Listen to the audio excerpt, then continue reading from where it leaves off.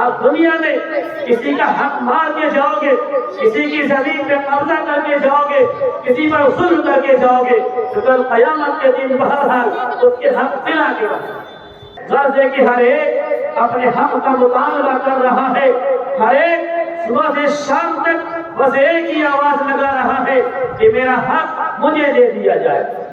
اللہ کے نبی نے فرمایا من نبت من الصحب، تو جو جسم حرام غذا سے پرورش پائے گا وہ دوزخ میں بھی جائے گا، اور انسان آج جو بوئے گا کل وہی کاٹے گا۔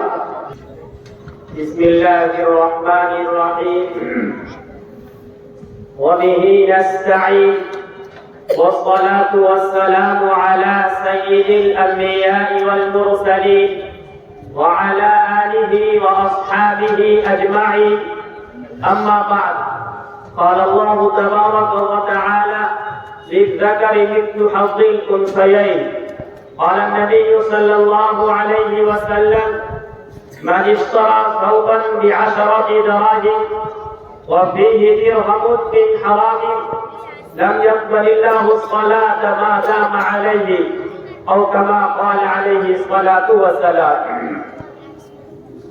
حضرات گرامی، معزز سامعین گرام، ہم آپ کے شکر گزار ہیں کہ آپ نے حضرت امیر شریعت مولانا احمد ولی فیصل رحمانی متظلہ العالی کی ہدایت کے مطابق عمارت شرعیہ کے وقت کا استقبال کیا اور اپنے اوقات کو فارغ کر کے حضرت امیر شریعت کی گفتگو، حضرت کے پیغامات کو سننے کے لیے آپ یہاں تشریف لائے۔ معزز حضرات گرامی،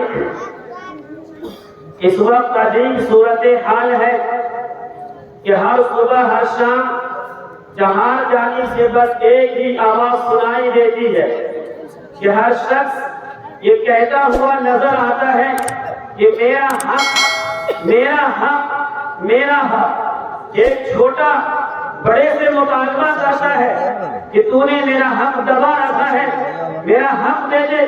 بڑا چھوٹے سے کہتا ہے کہ میرا حق تو مار رکھا ہے، میرا حق تو دے دے۔ بھائی اپنے دوسرے بھائی سے، ایک بھائی دوسرے بھائی سے کہتا ہے کہ تو نے میرا حق دبا لیا، باپ کی وفات کے بعد تمام جائیداد پر تو نے قبضہ کر لیا ہے، میرا حق دے دے۔ بہن بھائی سے کہتی ہے کہ باپ کی جائیداد میں میرا بھی حصہ تھا لیکن تو نے پورے پہ قبضہ کر لیا، میرا حصہ کب دے گا؟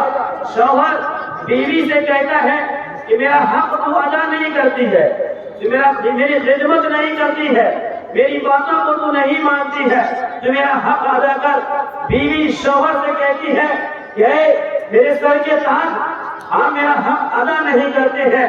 غرض ہے کہ ہر ایک اپنے حق کا مطالبہ کر رہا ہے، ہر ایک صبح سے شام تک بس ایک ہی آواز لگا رہا ہے کہ میرا حق مجھے دے دیا جائے۔ یاد رکھیے حضرات گرامی، اللہ نے کہا کہ لوگوں دوسرے کے حقوق ادا کر دو، اگر دنیا میں ادا نہیں کرو گے تو یہاں کے دن بند ہو جائے گی، یہ جسم مٹی کے حوالے کر دیا جائے گا، اور یہ دنیا جب تباہ ہو کے ختم ہو جائے گی، میدان محشر قائم ہوگا۔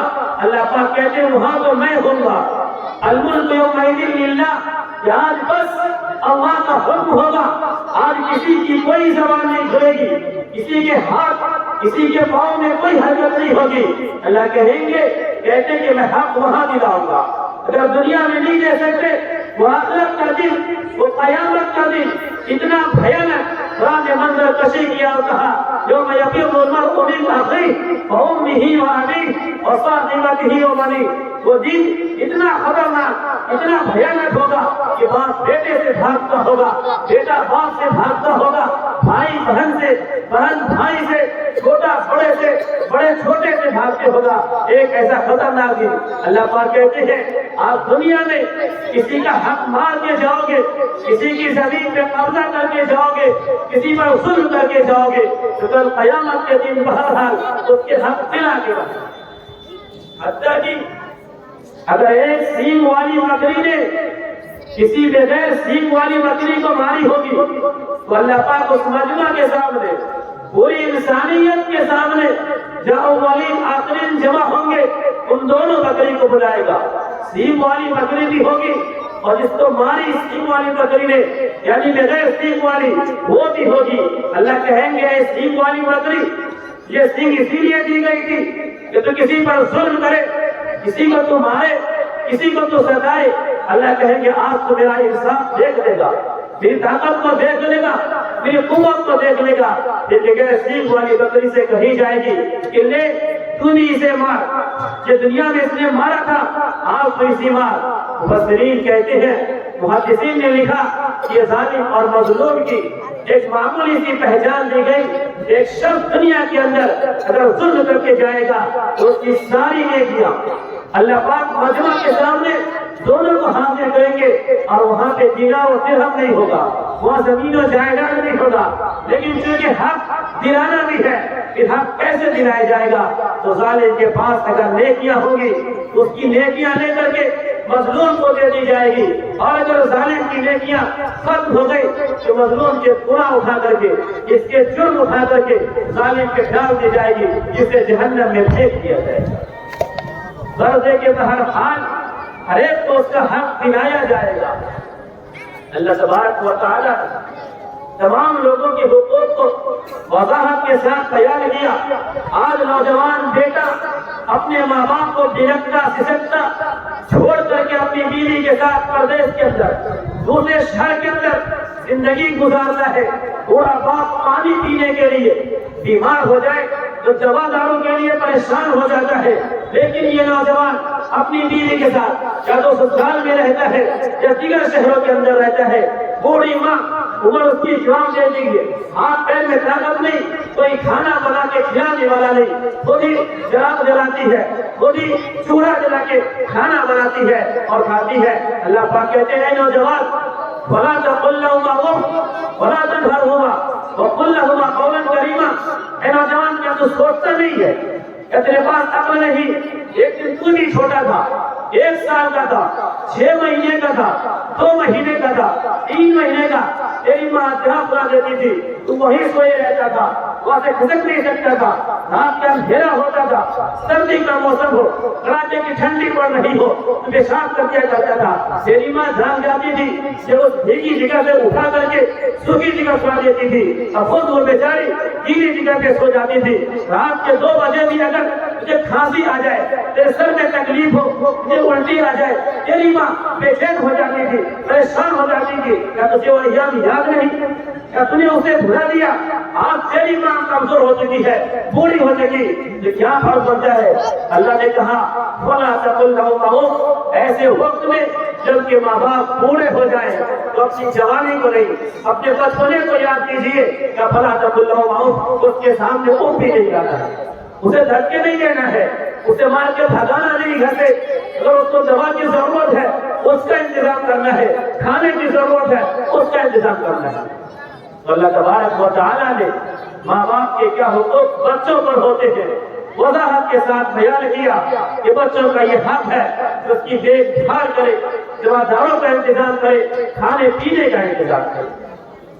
حضرات گرامی, صرف ماں باپ کے حقوق بچوں پر ہی نہیں ہے بلکہ بچوں کے حقوق بھی ماں باپ کے اوپر ہے, اور انسان آج جو بوئے گا کل وہی کاٹے گا. سیدنا فاروق بن اعظم رضی اللہ عنہ کے دربار میں ایک شخص اپنے بیٹے کو کھینچتا ہوا حاضر ہوا. وہ بیٹا رو رہا ہے, کانپ رہا ہے کہ امیر المؤمنین, یہ تو فاروق اعظم بڑے ہی طاقتور اور بڑے ہی مضبوط ہے, ان کے سامنے میری کیا حالت ہوگی. باپ بیٹے کو پکڑے ہوا ہے اور کہتا ہے کہ دیکھیے امیر المؤمنین, یہ میرا بیٹا ہے, میں بوڑھا ہو گیا ہوں, میں کمزور ہو گیا ہوں, میرا یہ حق ادا نہیں کرتا ہے. یہ طاقتور ہے, یہ کمانے کے لائق ہے, کماتا بھی نہیں ہے, یہاں گھومتا رہتا ہے.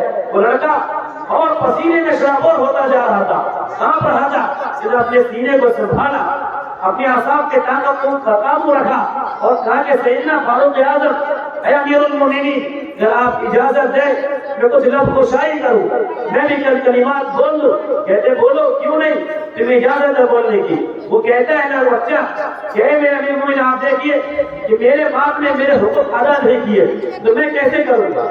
میری باپ نے میری تربیت ایسی نہیں کی کہ میرے اندر اچھائیاں پیدا ہو، تو کیسے میں کروں گا؟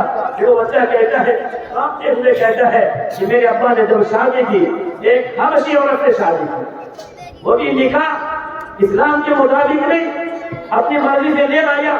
جب میں پیدا ہوا تو میرا نام جول رکھا۔ جول اس کیڑے کو کہتے ہیں جو گندگی پہ بیٹھ جائے اور گندگی کو لے کے جہاں وہاں بھاگتا رہے، کہ میرے ابا نے میرا نام جول رکھا۔ جب میری عمر 4 سال کی ہوئی، پڑھنے کی عمر تھی، مکتب میں جانے کی، اسکول میں جانے کی عمر تھی، میرے ابا نے مجھے بکریاں چرانے کے لیے بھیج دیا، کھیتوں میں کام کرنے میں لگا دیا۔ بھلا آپ ہی بتائیے کہ میرے اندر اچھائی کہاں سے آئے گی؟ جب میری ماں ایک حبشی کافرہ عورت ہے، میرا نام ایک کیڑا، گندے کیڑے کا نام رکھا، میں نے پڑھا نہیں، میں نے لکھا نہیں۔ فاروق اعظم نے کہا کہ وہ بوڑھے، تو نے خود ہی پہلے بچے کا حق ادا نہیں کیا، نکل جا یہاں سے، تو جب پہلے اپنے بچے کا حق ادا کر، پھر اپنا حق مارنے کو دیا۔ تو جس طریقے سے ماں باپ کے حقوق بچوں پر ہے، ویسے ہی بچوں کے حقوق ماں باپ کے اوپر بھی ہوتے ہیں۔ آج اگر ہماری اولاد ہماری باتیں نہیں مانتی ہے، ہمیں دھکے مار کے بھگاتی ہے، اس میں قصور ہمارا بھی ہے۔ اللہ کے نبی نے فرمایا برکم آباءکم وبرکم ابناؤکم، کہ آج اگر ماں باپ کی خدمت کرو گے تو کل جا کے تمہارے بچے خدمت کریں گے، اور اگر نہیں کرو گے، ان کو ستاؤ گے، پریشان کرو گے، تو کل ہو کے تمہارے بچے بھی ستائے گا۔ میرے استاد نے قصہ سنا تھا اپنے گاؤں کا، انہوں نے کہا کہ ہمارے یہاں ایک صاحب سے بیٹے کے ساتھ جھگڑا ہوتا رہتا تھا، تو میں ہوتی رہتی تھی، لیکن میں نے دیکھا کہ اس کا بیٹا اپنے باپ کو مارا پیٹا، اس نے کاروں پکڑا، گھسیٹتا ہوا لے کے باہر روڈ کی جانب نکل گیا، کھینچتا رہا، تھوڑی دیر میں ہی ایک کچرے کا ڈھیر آ گیا۔ باپ کہتا بس بیٹا مجھے یہیں چھوڑ دے۔ میں نے بھی اپنے باپ کو اسی جگہ چھوڑا تھا۔ کیا جملہ ہے کہ مجھے یہی چھوڑ دے، کہ میں نے اپنے باپ کو تیری طرح مارا تھا، گھسیٹا تھا، اور لا کے یہی چھوڑ دیا۔ اللہ کے نبی نے کہا کہ آج اگر خدمت کرو گے ماں باپ کی تو کل خدمت کی جائے گی، اور اگر آج ستاؤ گے تو کل ستایا جائے گا۔ ذات گرامی، اللہ پاک تمام گناہوں کی سزا کو آخرت تک ٹال دیتے ہیں، لیکن یہ نافرمانی، یہ ماں باپ کو ستانے کا جو گناہ اور اس کا جو جرم ہے، کبھی اسے دنیا میں دکھا دی جاتی ہے تاکہ لوگوں کو عبرت ہو۔ ابن حوشب رحمۃ اللہ علیہ نے لکھا ہے، ایک دن میں ایک سفر پہ تھا، میں گیا، اندھیرا چھانے ہی تو تھا، مجھے ایک بستی نظر آئی تو میں مقیم ہو گیا وہاں پہ۔ کیا میں دیکھتا ہوں کہ ایک قبر پھٹی، قبرستان قریب میں ہی ہے، قبر پھٹی، ایک انسان اس کے اندر سے نکلا جس کا سر گدھے کی طرح ہے، جس کا چہرہ گدھے کی طرح ہے، اور باقی جس انسان کی طرح ہے، قبر سے نکلا اور گدھے کی طرح 2-4 بار آواز لگایا کہ قبر کے اندر چلا گیا۔ کہتے میں پریشان ہوا، یہ کیا ماجرا ہے، پہلی بار دیکھنے میں آیا ہے۔ میں بستی میں گیا، لوگوں سے پوچھا کیا یہ کیوں ایسا ہوا، کیا روز ایسا ہوتا ہے، کیا پہلی بار ایسا ہوا؟ لوگوں نے کہا کہ وہ نظر آ رہا ہے، وہ جو گھر ہے کا چھپڑ گر رہا ہے، اس کی دیوار بوسیدہ ہو چکی ہے، وہ جو بوڑھی عورت بیٹھی ہے وہ اسی کا بیٹا، اسی بوڑھی عورت کا بیٹا تھا۔ لوگ کہتے ہیں کہ چلیے اس بوڑھی عورت سے معلوم کر لیجئے کہ ایسا کیا ہوا۔ بوڑھی عورت کہتی ہے کہ میرا بیٹا جب زندہ تھا میں تو کمزور تھی ہی، وہ نوجوان تھا، طاقتور تھا، میں اسے کہتی جاؤ کچھ کماؤ، مزدوری محنت کرو تاکہ ہمارا گھر چل سکے، لیکن میرا وہ بیٹا چوری چماری کرتا تھا، جوا شراب پیتا تھا، دن و یاوا کھیلتا تھا۔ جب شام کو آتا اور میں کہتی بیٹا تو کیا کر کے آیا، تو وہ کہتا تھا انت تنحقینا کما ينحقی الحمار، کہ کیا تو گدھے کی طرح بولتی رہتی۔ ماں کو اتنا خطرناک جملہ کہا کہ تجھے کیا ہو گیا، تو گدھے کی طرح بولتی رہتی ہے۔ اللہ نے اس کی ایسا حشر کیا اس کا کہ لوگوں کی نگاہوں نے دیکھا کہ اس دنیا کے اندر ہی اس کا حال گنو دے سکتا۔ تو ماں باپ کے ستانے کا، ماں باپ کو پریشان کرنے کا، اس کے حقوق ادا نہیں کرنے کا، اس کی سزا اسی دنیا میں دی جاتی ہے اور آخرت میں بھی دی جاتی ہے۔ ذات گرامی، میں نے کہا تھا کہ ایک بہن بھائی کے سامنے اپنا حق مانگتی ہے، چیختی چلاتی رہ جاتی ہے، لیکن بھائی باپ کی آنکھ بند ہوتے ہی تمام زمینوں میں قبضہ کر لیتا ہے۔ چھوٹا بھائی ہے، بڑا بھائی ہوشیار تھا، چھوٹا کمزور تھا، نادان تھا. باپ کی زندگی میں ہی یا باپ کی وفات کے بعد یہ بڑا بھائی ہوشیار تھا، پوری زمین اپنے نام لکھوا دیا. چھوٹا بھائی اب جوان ہوا ہے، اب بڑا ہوا ہے، دیکھتا ہے کہ میرے ابا کے پاس کچھ ہے ہی نہیں، میرا گھر کہاں بنے گا، بیوی بچے کہاں رہیں گے. اب یہ پریشان ہوتا ہے. یاد رکھیے اللہ پاک نے کہا کہ جس دن باپ کی آنکھ بند ہوئی اسی دن ان کی ساری زمین، دکان، مکانات، بینک بیلنس، تمام جائیداد 3 جگہوں پہ تقسیم ہو جائے، 3 حصے میں بڑھ جائے گی. کسی نے کہا اللہ نے خود ہی کہا، کسی انسان کی تقسیم نہیں ہے، یہ کسی نبی یا ولی کی نہیں، کسی عالم کی نہیں، کسی حاکم کی نہیں، کسی نواب اور راجا کی نہیں، اللہ کی تقسیم ہے. جس جگہ کہ جس دن باپ کی آنکھ بند ہو گئی اور یہ ساری زمین جائیداد 3 حصوں میں تقسیم ہو جائے گی. 2 بیٹے کو ملے گا، 1 بیٹی کو ملے گا. جس دن ماں کی آنکھ بند ہوگی اسی دن ساری جائیداد 3 حصوں میں تقسیم ہونا ہے، 2 بیٹے کو، 1 بیٹی کو ملے گا. لیکن ہمارا حشر کیا ہے، لیکن ہمارا عمل کیا ہے؟ آج ہم ایک چیز کو دیکھتے ہیں تو حیرانی ہوتی ہے کہ اللہ کا صاف صاف وضاحت کے ساتھ اعلان موجود ہے، تقسیم موجود ہے، لیکن ہمارے اندر انتہا درجے کی غفلت، بے انتہا کوتاہی پائی جاتی ہے.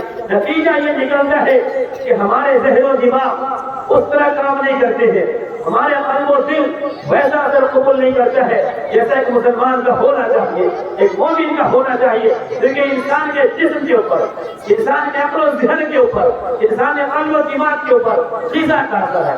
اللہ نے کہا یا ایھا الرسول کلوا من الطیبات واعملوا صالحا، اے انبیاء کی جماعت، اے لوگوں کھاؤ، پاکیزہ چیزیں کھاؤ. اب کھا چکے جاؤ نماز پڑھنے کے لیے.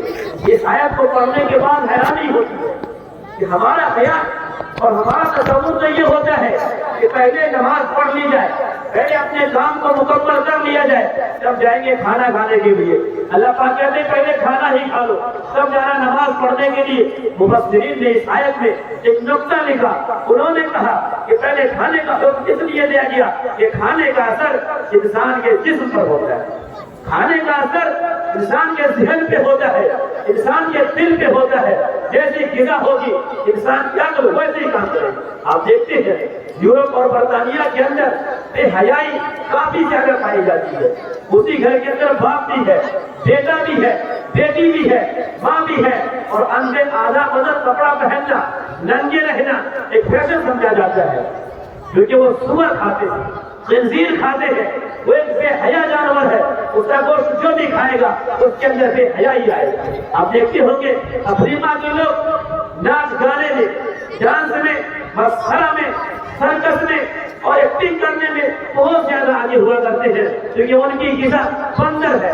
وہ بندر کثرت سے کھاتے ہیں تو بندر کے اندر جو خرابیاں اور اس کی خصوصیات ہے وہ انسانوں کے اندر آ جاتی ہے. عرب کے لوگ، ترکی کے لوگ انتہائی مضبوط، طاقتور، عقل مند، ہوشیار ہوا کرتے ہیں. ان کی غذا اونٹ ہے، گھوڑے کا گوشت ہے، اور یہ دونوں جانور بہت مضبوط ہوا کرتے ہیں. ہم ہندوستانیوں کی غذا، ہماری حالت یہ ہے کہ نوجوان 20 سال کا طاقتور ہونا چاہیے، پتہ تمہارا چھوٹا سا، کمر اس کی ٹیڑھی ہو رہی ہے. ہمارے سامنے نبی کی گستاخی ہوتی رہے، قرآن کی بے حرمتی ہوتی رہے، ہمارے مدارس مساجد ڈھانٹے جائیں، لیکن ہمیں کچھ نہیں، ہمیں کاموں پہ اثر تک نہیں ہوتا، کیونکہ ہماری غذا جو وہ پولٹری مرغی ہے. ہم چیزیں ضرور کرتے رہ جاتے ہیں لیکن اپنی طاقت کا مظاہرہ نہیں کرتے. میں یہ کہہ رہا تھا کہ غذا کا اثر انسان کے جسم میں ہوتا ہے. اگر ہماری غذا حلال اور جائز ہوگی تو ہمیں خیر کی توفیق ملے گی، اگر ہماری غذا ناپاک اور حرام ہوگی تو خیر کی توفیق نہیں ملے گی. اللہ کے نبی نے اسے مثال سے سمجھایا. اللہ نے فرمایا کہ منیشورا سوبر بیاشرا کے دراہیم، ایک شخص کپڑا پہننے کے لیے خریدتا ہے، وہ کپڑا، کرتے کا کپڑا 100 روپے کا خریدتا ہے، اور ابھی یہ درہم من حرام، اس میں 1 روپیہ، 100 روپے میں سے بس ایک، زیادہ نہیں، بس 1 روپیہ صرف حرام کا لگا ہوا ہے.